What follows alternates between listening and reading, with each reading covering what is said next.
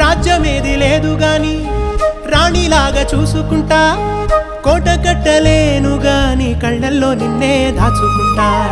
రాత ఎట్లా రాసి ఉన్నా ఆ మార్చి నీతో రాసుకుంటా. స్వర్గమంటూ ఉన్నదంటే అది నీతోనే ప్రతిరోజు పంచుకుంటా.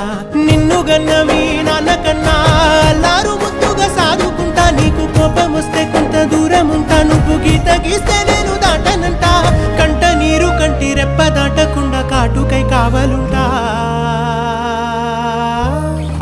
రాంబాయి నీ మీద నాకు మనసాయనే, ఏనాడు నిన్ను వీడిపోని నీడైతనే.